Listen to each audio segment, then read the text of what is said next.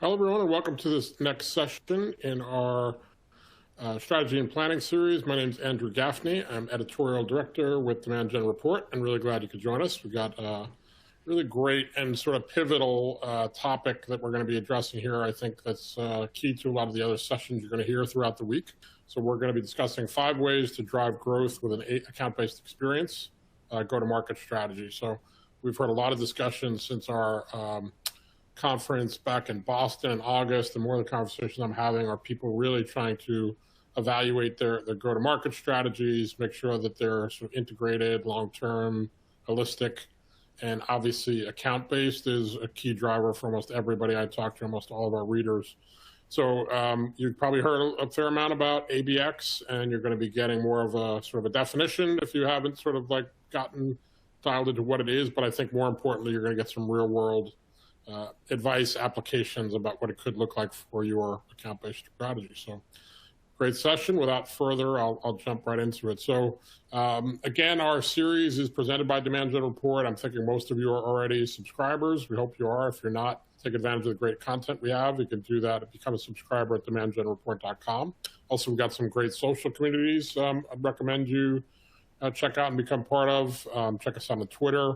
And then also on LinkedIn, we have a Demand Gen specialist group that talks a lot about account-based and about different go-to-market strategies. So keep an eye out for that as well. Quick reminder, we are back to in-person. We're excited about it. Our event in February has become one of the bigger events in the industry, covering account-based strategies and many of the topics we're going to be discussing today. Our next event is going to be February 28th to March 2nd. We got a new venue this year. We're going to be at the Phoenician. So hopefully most of you can join us, and we'll look forward to seeing you there. Quick reminder, too, if you weren't already aware, as part of the strategy and planning series, many of our attendees are going to have a chance to have lunch on us through our partnership with Grubhub. So if you haven't already checked that out and looked to take advantage of it, you can go ahead and do that. 150 lucky attendees each day will be scoring a free meal to hopefully accompany the great content that they're watching. Some housekeeping. We are going to be, this presentation is going to be around 30 to 40 minutes, and then we're going to save 5 or 10 minutes for Q&A. Go ahead and type questions as they come to mind. You can do that right in the Q&A tab. We will save those for the conclusion of the presentation, and if we don't get to address your question live on air, we'll ask our speaker to follow up with you directly after. Some other housekeeping items, there are resources that you can download directly, so keep an eye out for that, as well as some other related information you can access right through the portal. So I mentioned I've got a great topic here on account-based. We've got a great speaker. I've had the good fortune of working with Tracy Kraft from Demandbase on a number of other initiatives in the past. She's really knowledgeable. She's a VP of Revenue Marketing at Demandbase. And again, somebody that I've enjoyed working with because she has walked the walk. She's been somebody that's been responsible for driving go-to-market strategies, for driving growth at other organizations.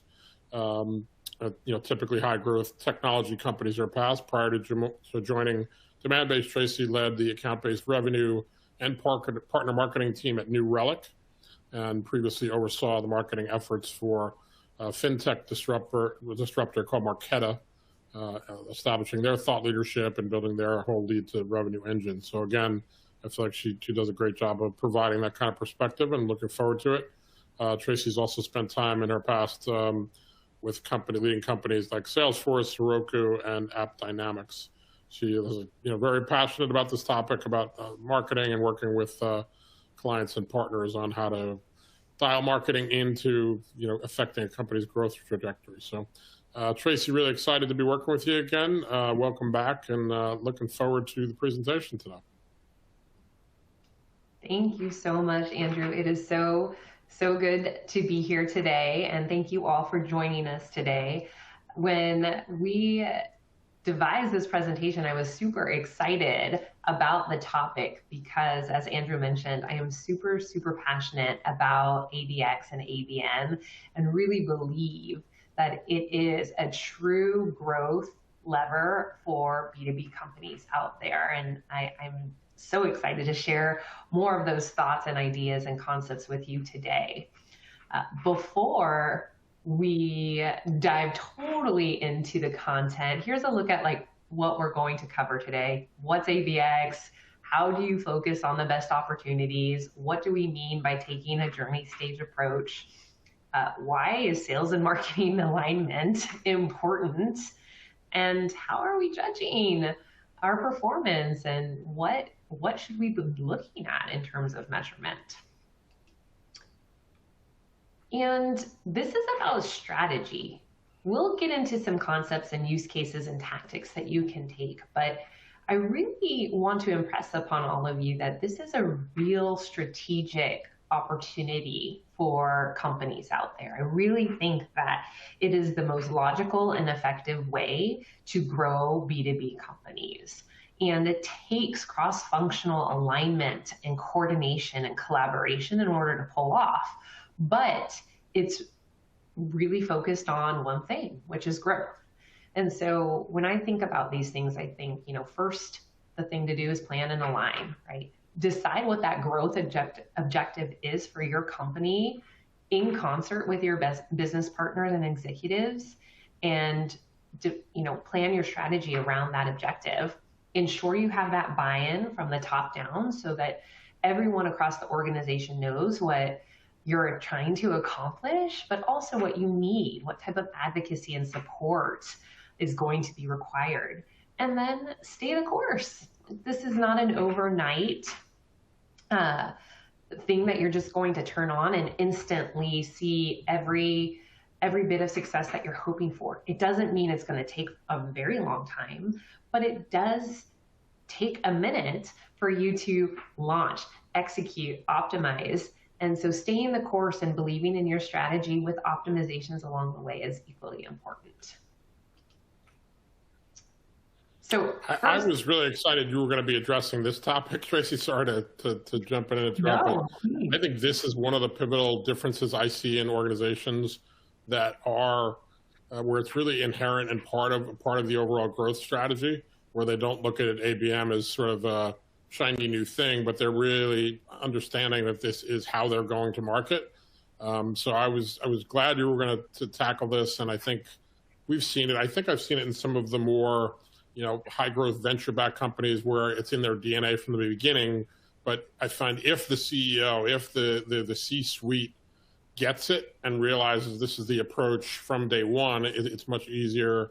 They tend to move a lot faster. But as you said, I think this is different. It's a different approach. It's less transactional. Some elements of it may take longer. It definitely requires more coordination between sales and marketing. So I think this is really pivotal. I'm glad you were going to be tackling this. Yeah, thank you. I couldn't agree more. And originally, as I was putting this slide together, I had it broken down in the marketing gaining buy-in across the organization, the sales team gaining buy-in across the organization. But really, as I reflected and thought about, my day-to-day and my history and experience in previous lives, it really is about alignment and buy-in across all of the customer-facing teams, or what I like to refer to as the go-to-market organization in a company. And that's coming together to ensure that, one, you have that agreed upon growth objective, but also that there's no knowns for what you need and who's going to be responsible for what. And there's, most importantly, a clear definition of what success is. How are we all going to celebrate when we've done what we set out to do, or when we do what we've set out to do? So. And this is probably a pretty logical description of how you think about a strategy, and taking it down to the individual tactic or individual person level. But I wanted to just throw this out here because it really depicts that everything is connected. Everything that we've talked about so far means there's integrated efforts across teams, but there's also alignment with the goals and the responsibilities of everyone. So I just wanted to share this slide as a perspective and a framework for how a company strategy and a company objective can translate all the way down to an individual effort. So now that we sort of framed what, we think about when we think about strategic planning for ABX, let's just ground ourselves in what ABX actually is. So account-based experience is a reimagining a strategy that evolved from account-based marketing. It's a go-to-market approach that is customer-centric and combines engageability of accounts and reachability of account-based digital advertising, and works in concert with marketing, sales, customer success even at times, in order to provide the best experience for the customer throughout their buyer's journey, even beyond, when they first become a customer. So it really is the next evolution of ABM, and certainly a outperforming approach to traditional demand generation. And this is probably another way to look at it outside of the definition. And you can see traditional ABM on the left of, it being sort of interruption based, something that marketing did by itself in a silo and really oriented around pipeline only. Whereas when we think about account-based experience, it really is the best of ABM and customer experience molded together so that we are aligning all of those go-to-market efforts across that account journey. We are orchestrating the process for helping those accounts across marketing, sales, customer success, et cetera. And we understand the full customer life cycle from that awareness and perception moment all the way through retention expansion. And Andrew, I just thought it would be a nice opportunity for you to share how, what you're seeing and the conversations you've been having around the maturity of ABM and ABX. Yeah, it's interesting for me as you folks have introduced and helped define what ABX is, the light bulb went off for me. It really looks a lot like the more, the power users. When we have speakers in the companies that have been doing ABM for some time and have it really, integrated and applied across the organization, they're doing ABX. They're thinking about things in more of a life cycle approach that, ultimately deal sizes should get bigger. It should help with, customer retention and customer satisfaction, because a customer's whole experience with you feels a lot smarter, feels a lot more responsive. So I think it's just when it's ingrained in every element of an organization, you see the benefits. So a lot of the results that I think you're going to talk about later that companies should be focused on, this roadmap to what ABX should look like, it really mirrors what we've seen in the companies that have been doing ABM for longer and are seeing better results. So it really becomes sort of the blueprint for, it's not theory. This is really what it's going to look like when you're a year or two down the road. Yeah, I love that. I love that it doesn't have to be this academic exercise. It really is this tangible thing that people can experience and be a part of and embrace. So thank you. Thank you for sharing that. And let's decode that just a little bit more.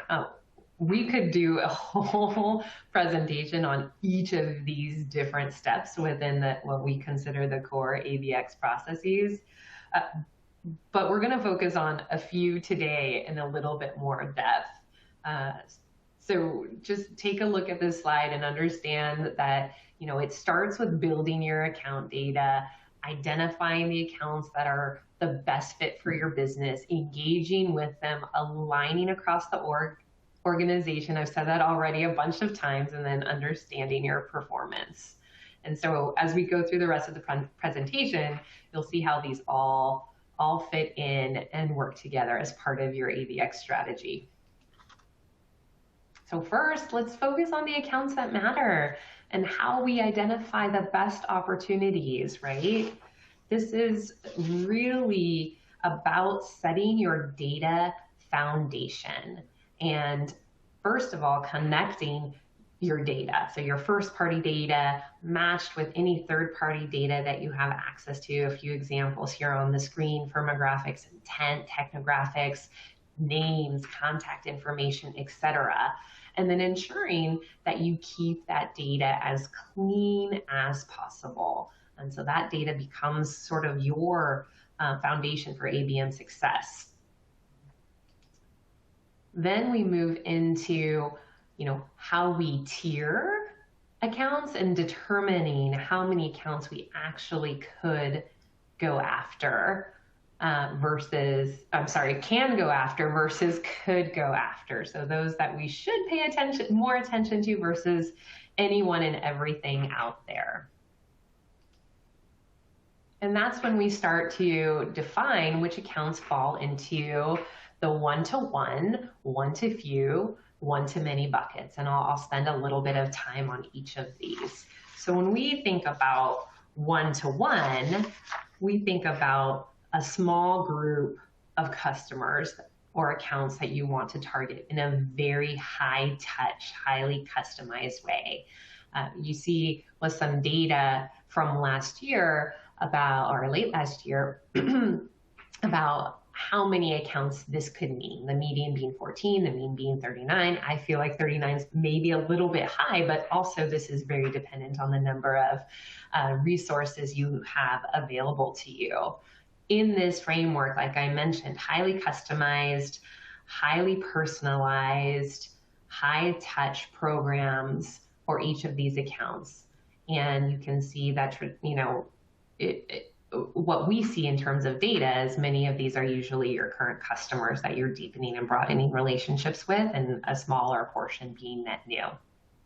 I think that's one point I would accentuate, Tracy, on the one-to-one.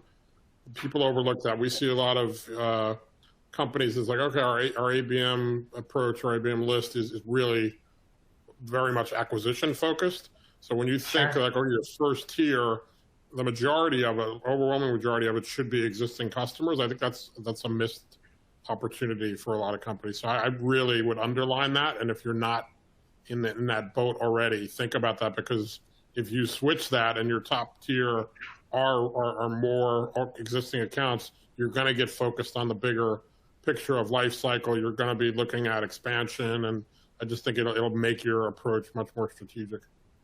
Yeah, and to your earlier point, it really underscores that this is not transactional, right? This is about your relationship with your customers, and it doesn't just end with that first purchase. So I love that point, and I think that's really important. When we move into one-to-few, this is where, we were talking about the dozens, and you can see sort of the median of 50 accounts, mean 177, and that, again, varies by resources and, your own company size and environment. This is where things like vertical-based programs or industry plays are very useful and common. It allows you to do a fairly good job of personalizing content and programs and outreach and activities to accounts that are very similar and are facing similar pains, similar issues. Still allows that level of focus and personalization, but in a more scalable way. Then we move into the one-to-many, where we, think of hundreds to maybe even thousands of accounts. Many account-based programs live here. You're going to see that this is probably where you're spending a lot of time with prospecting, trying to target those customers or those accounts that could be new customers. The investment per account may go down here, but it is still really important because you've already identified these accounts as being a good fit for your business. And so don't think that any, one segment or one section of this is any more important than the other. It's just really how you are going to market to engage with them. One other point to note out here, and we'll talk about this even a little bit more later, is you're going to see a lot of technology use in the one-to-many realm. So you're going to be relying on that intent data, that digital marketing, the paid advertising, et cetera, to get in front of these accounts. And then finally, we have what we like to refer to as targeted demand gen. And this looks a lot like, what we would consider traditional demand gen, but we add that label of targeted because you're still keeping your focus within that ideal customer profile, or ICP, as listed here. So you're still contained within the set of accounts that is right for your business, both in terms of interest and needing the solution, but you can have a more broad-based play here.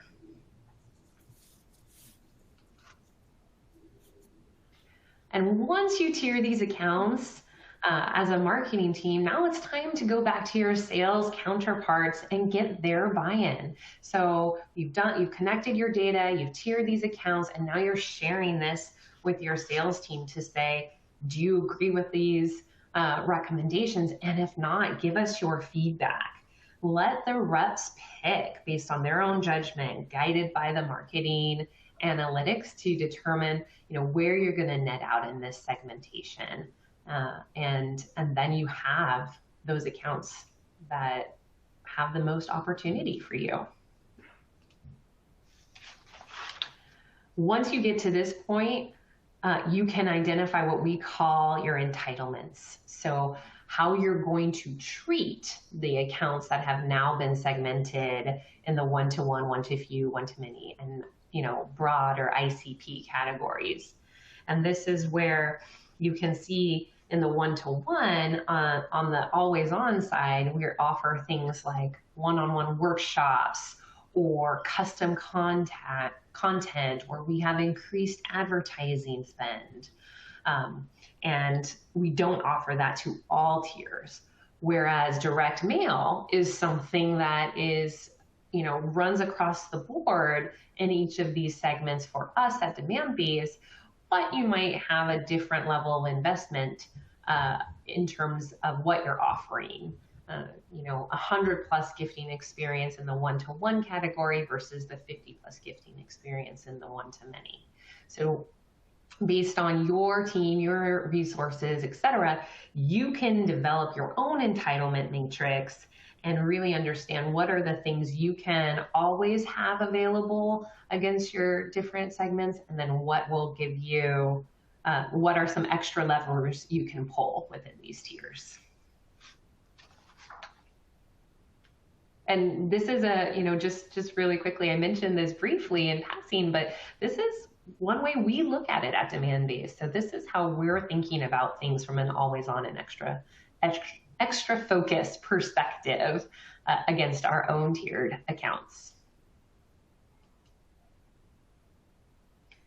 So a big part of what we've been talking about today is taking a journey staged approach, or making sure that you're meeting accounts where they are in their journey.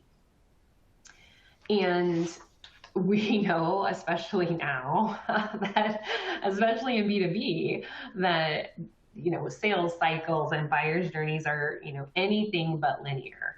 They are messier, they ebb and flow, and we have to somehow make sense of this journey in order to support our customers as they make their way through it.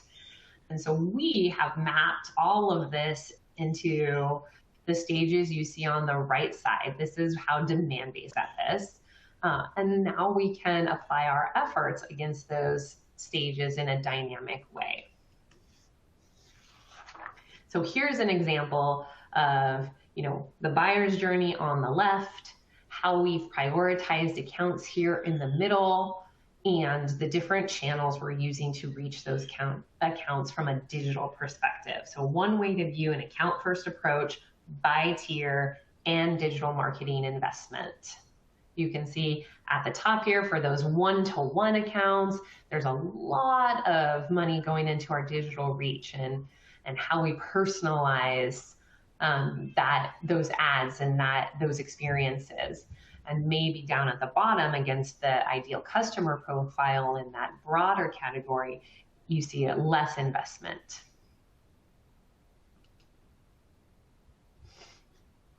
One of the things we always recommend is we're supporting accounts as they launch their account-based experience strategy is mapping your content to that journey. So this is one way we have mapped our content to the buyer's journey that I shared with you a moment ago, so that we know that when we are advertising or interacting with the accounts on our target account list, we are serving them up the right content at the right time. That's sort of like nirvana state here. And I'll just click one slide forward to show you, again, real world example of how we do it at Demandbase. You can see someone in our qualified and aware stage is going to get a very different digital advertisement than someone that is down and already a customer of ours.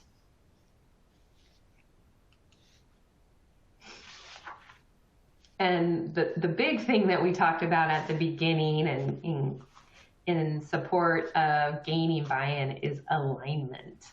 And so we think that ABX is only as successful as the integration and collaboration and alignment between the go-to-market organization. And so one of the things that we've seen is account-based success, again, is determined by that coordination between our teams. And you can see here on the left, there used to be this handoff, right? Marketing would generate a lead, pass it to sales, sales would go and work it. And now we're working together more in concert with one another with this account first journey in mind in order to support the end growth goal that I mentioned determining before. I'm sorry to interrupt you, Tracy. I was glad again that orchestration was a key part of what we were talking about here. I feel like just like ABX in general, that orchestration sounds like this really academic thing of, oh yeah, sure, we got to do orchestration. But when you see it applied and you see how it just becomes part of the sort of air that those companies that are doing it breathe, because when you think about it, orchestration, it's got to be, again, ingrained in your channels. And I know that's something you're going to talk about in the way that you're doing, planning and the touches across your marketing and sales. The companies that I see do it well, it's just a benefit. They show the results. They can show their SDRs where they can be more effective and what some of the points they should be hitting on. And then their SDRs are excited and there's better outreach and touch there. They can see which channels and investments are working better. So all the dials just seem to be more effective as they're turning them on and off. So I just would encourage people to not think of this as like, oh yeah, we're already doing it, or yeah, it's something we're going to do down the road. But this has really got to be part of your overall approach.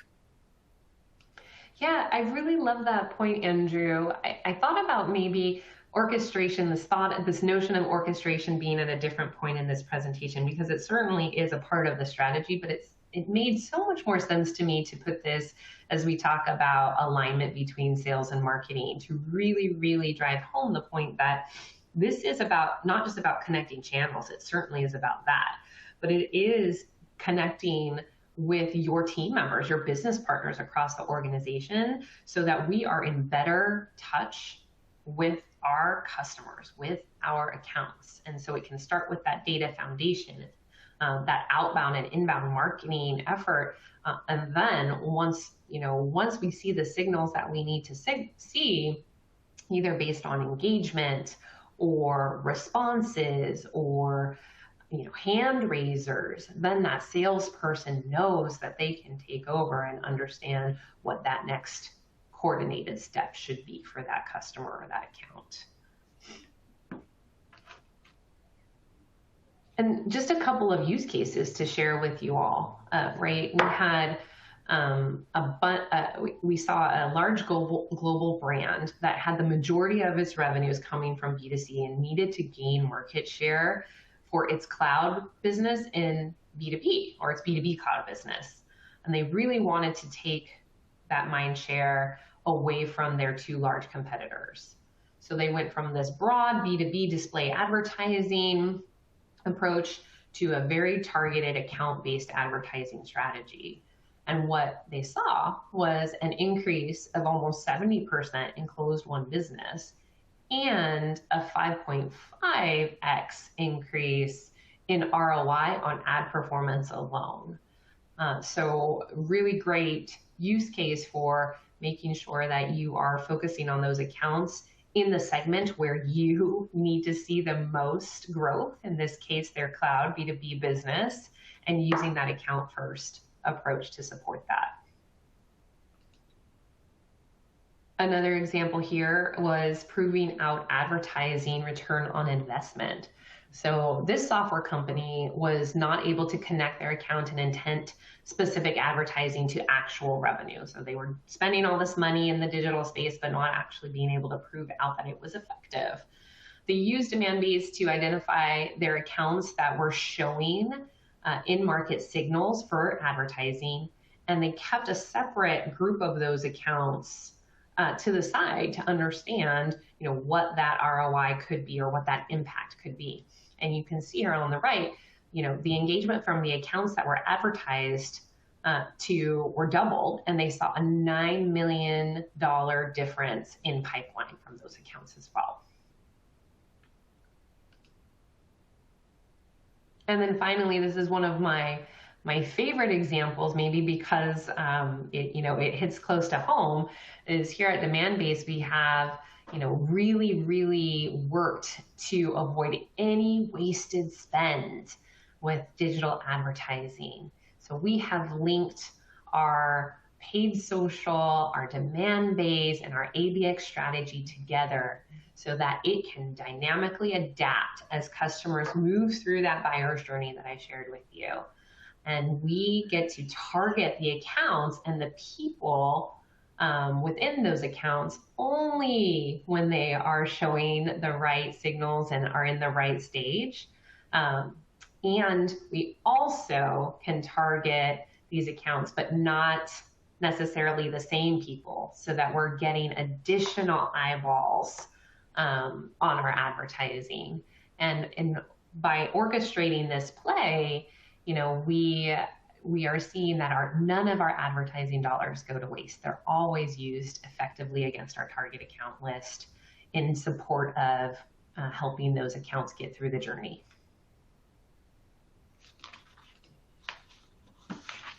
So once you get your strategy up and identify, what you want to focus on, align across the org, develop some plays against your tiered accounts, of course you need to understand how your programs, your strategy is working.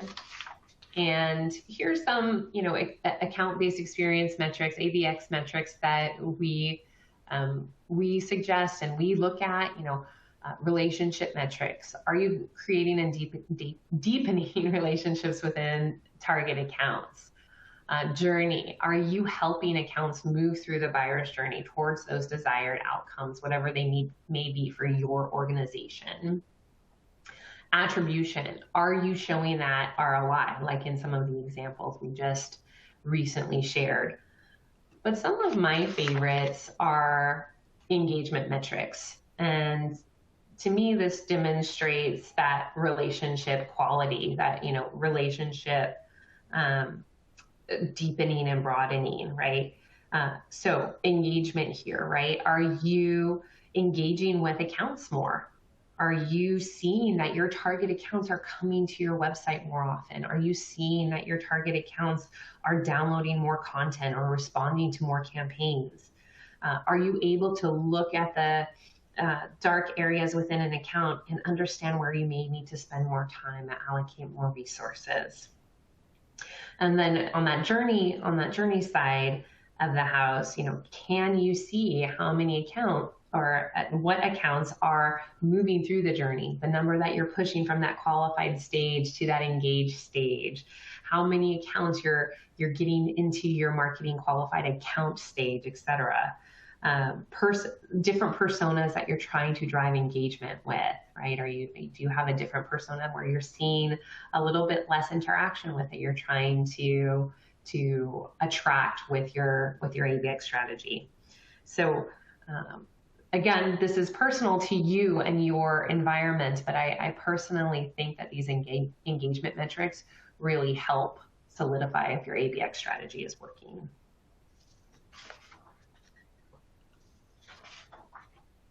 And then here are a couple of other metrics. I already kind of spoke to these in terms of the journey metrics, right? Moving from stage to stage, the amount of value, if they hit an opportunity, the amount of value that's in pipeline, the conversion rate, the velocity, if they're moving through the journey more quickly from stage to stage. These are all indications that your ABX strategy is working.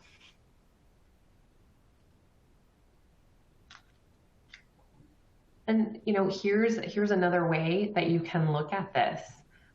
Using the MQA example I mentioned before, by setting up some reporting, you can and using attribution, you can see what channels are sourcing marketing qualified accounts, what channels are helping to get accounts into that stage, what those activities are that your buying committee, the people at those target accounts are taking that support that forward trajectory.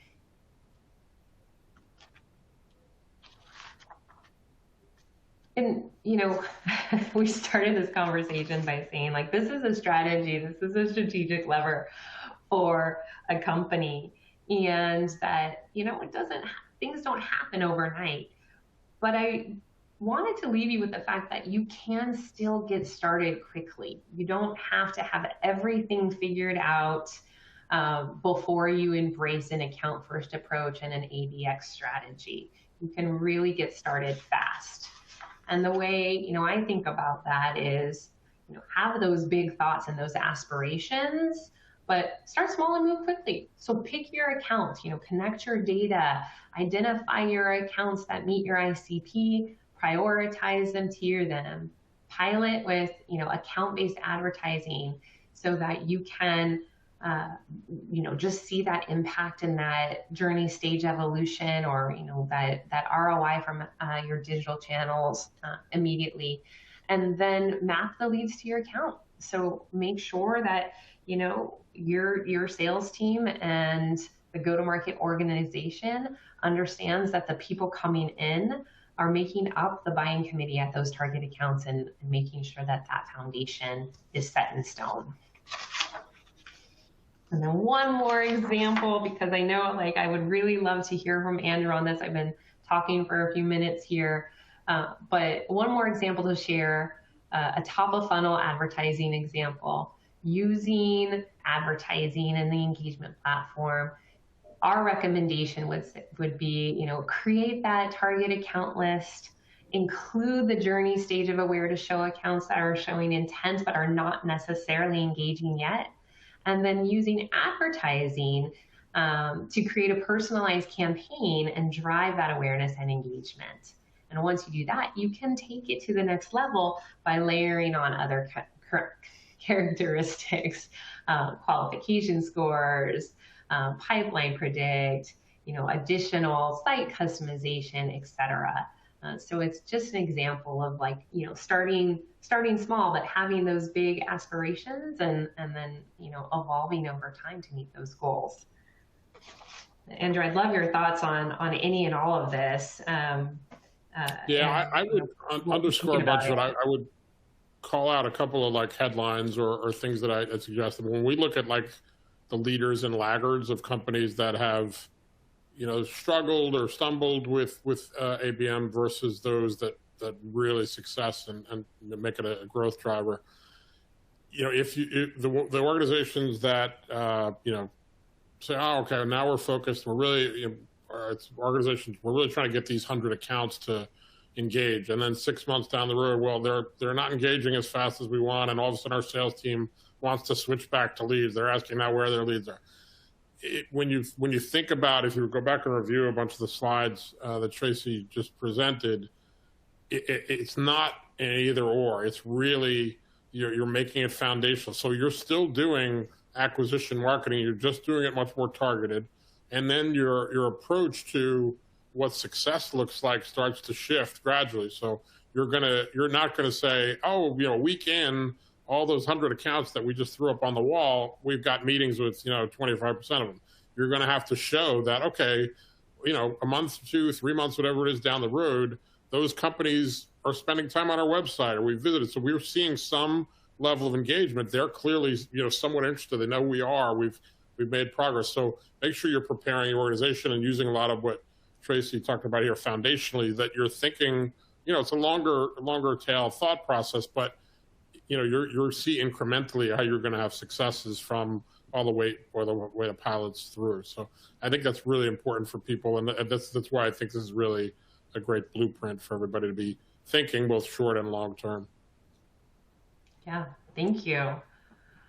Well, with that, I will turn it back over to you. Yeah, a quick plug too, as you're thinking about this, again, depending on where you are in your journey, if you are newer to, okay, what is ABX? Should we be doing it? Are we doing any elements of it? If you haven't already checked out the clear and complete guide that Demandbase has published, any of you that know John Miller and John's organizations, they publish great content. It's really rich, really in depth, but at the same time, they're really accessible. So you can, peruse these, take out what works for you, pick out some sidebar elements. But if you viewed this webinar and you're like, okay, now I need to think of how I can build on that, that guide is a great resource for you to share with your team, figure out some other elements to build on. So if you haven't already downloaded that, I definitely recommend have it sort of, in your folder or shared with your team. And then newer, I just saw this one recently, but I'm not sure if this is new for you guys, Tracy, but the market segmentation playbook is another really great piece I looked at. Segmentation, companies have been talking about doing it as long as we've been publishing Demand Gen Report, but it's really resurfaced as a key, skill set and an approach to strategy. Can you, look at different key areas, whether you're looking at, verticals, industries, whatever it is, but can you cluster those and talk to them, in relevant ways? Can you build strategies around it? So I would definitely recommend checking that playbook out. Look at all the demand-based resources, but those are two in particular that I'd highlight. Yeah. Awesome, Tracy, thank you so much. This was really in-depth, so we're going to go ahead and take some questions now. I know we covered a lot in the 40 or so minutes, but I do want to make sure we've got a bunch of questions come in.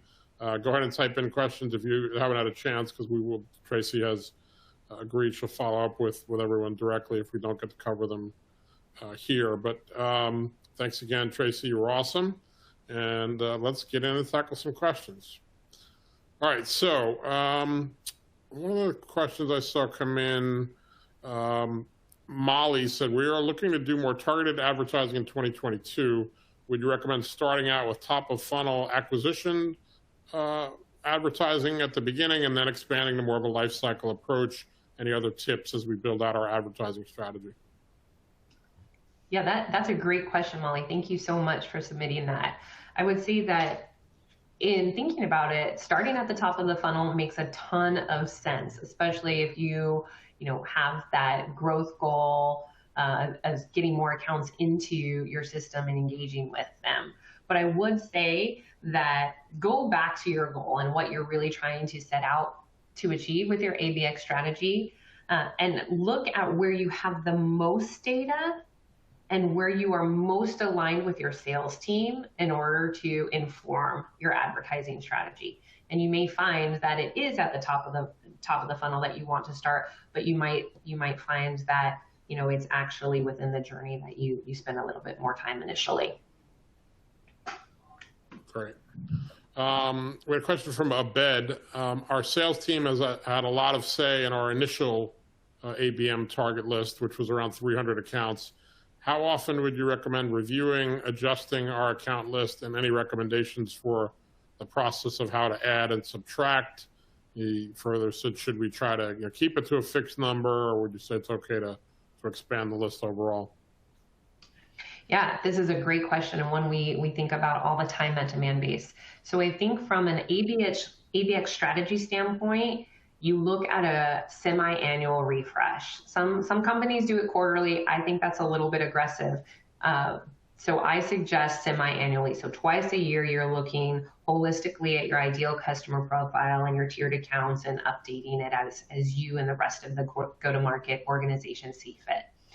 But I also recommend a quarterly look at the accounts that have moved through the buyer's journey to ensure that you have enough accounts in the system that you're targeting to support your sales goals and your growth goals. And so refreshing accounts and contacts based on how those accounts have moved through the journey on a quarterly basis, but doing a bigger overhaul semi-annually. And this is important because it really allows you to stay the course, right? You're going to optimize as you go, but you're allowing yourself enough time to show that impact that your strategy is having. Awesome. All right, you've covered a ton, Tracy. Again, I want to thank you. We're going to take one more question. So I'm going to pick this one from Tanya. Any other recommendations for how and when we should be trying to apply intent data and other signal data to our strategy? We're early days on this, but trying to build a roadmap. Yeah, great question. I say that, the more intent data, the better. Of course, it makes you smarter. It allows your own approach to evolve and become more and more sophisticated, but it's not the barrier to entry. So I say use what you have, whether it be your first party data that you're enriching with some third party intent, whether you've got a fully integrated intent solution. It all depends on your circumstances, but don't let that stop you from getting started. Start with what you have and then add in, layer in as you go and as you understand how that data is going to support you on your journey. All right, awesome. We had some other questions come in. We won't cover them all here, but I am going to forward them on to Tracy. I'll ask her to follow up with you folks directly. Tracy, again, awesome. I always enjoy your perspective. I feel like it's really helped clarify for me and a lot of people sort of the evolution of ABX. And to me, as I said, I think it really looks a lot like what success looks like for some of the big companies. So I'm excited for other companies to be able to apply this. Thank you so much, Andrew. Thank you, everyone, for participating and joining me today. Please reach out if you have any additional questions, and I'll get back to you all that submitted them. Thank you so much. This was wonderful. Awesome. All right. So final reminders to folks regarding the series. Our next session is going to be about hosting virtual lunches to delight leads in a digital world, which I know is something we're all still wrestling with. That's going to be today at 1 p.m. So hopefully you can tune in and join that as well. But definitely go back and check the agenda for any other sessions you want to make sure to catch or share with your peers. So thanks again for everyone for attending. Thanks again for Tracy for the awesome content. And we'll look forward to seeing you on the next session.